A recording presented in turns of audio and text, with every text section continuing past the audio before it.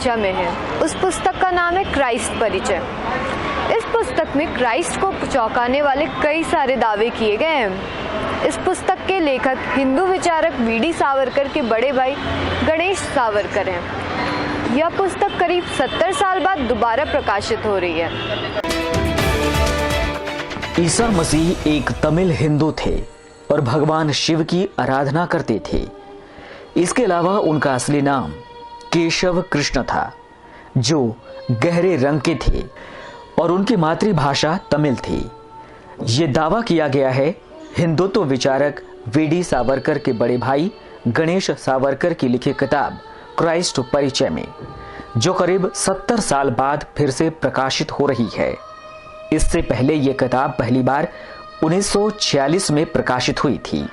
इस किताब में दावा किया गया है कि उस वक्त फिलिस्तीन और अरब क्षेत्र हिंदू भूमि थी और ईसा मसीह जन्म से एक विश्वकर्मा ब्राह्मण थे, जिनका 12 साल की उम्र में जनेऊ संस्कार भी हुआ था।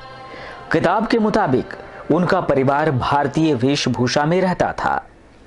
इसी आधार पर यह भी दावा किया जाता है कि ईसाईयत हिंदुत्व का एक पंथ है। क्राइस्ट परिचय में यह भी दावा किया गया है कि इसेन संप्रदाय के लोगों ने सूली पर चढ़ाए गए ईसा मसीह को बचाया और हिमालय की औषधीय पौधों तथा जड़ी बूटियों से उन्हें पुनर्जीवित किया। 49 साल की उम्र में ईसा मसीह ने कश्मीर में अपना देह त्याग किया और वहीं योग की मुद्रा में लंबी समाधि पर चले गए। हालांकि ऐसा पहली बार नहीं है जब ऐसे दावे किए गए हों। इससे पहले फ्रांस के एक वकील साहित्यकार लुइस जैकोलियत ने 1869 में अपनी एक पुस्तक द बाइबल इन इंडिया में दावा किया है कि ईसा मसीह और भगवान कृष्ण एक ही थे। अपने तुलनात्मक अध्ययन में उन्होंने दावा किया कि जीसस नाम भी उनके अनुयायियों ने ही दिया था, जिसका संस्कृत में अर्थ होता है मूल तत्व। इसके अलावा उन्होंने ये भी दावा किया कि अपने भारत भ्रमण के दौरान ईसा मसीह पुरी के जगन्नाथ मंदिर में रुके थे। एक रूसी अन्वेषक निकोलस नोकोविच ने अपनी किताब the unknown life of Jesus Christ में दावा किया है ईसा मसीह सिल्क रूट से भारत आए थे और ये आश्रम इसी तरह सिल्क रूट पर था।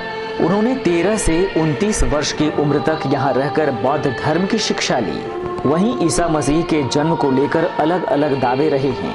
ल्यूक एक्ट सिद्धांत के मुताबिक ईसा मसीह का परिवार नाजरत शहर में रहता था, जो लंबी यात्रा करते हुए बेथलेहम पहुंचा था और यहीं पर ईसा मसीह का जन्म हुआ, क्योंकि मैथ्यू एक्ट सिद्धांत के मुताबिक उनका जन्म बेथलेहम में हुआ।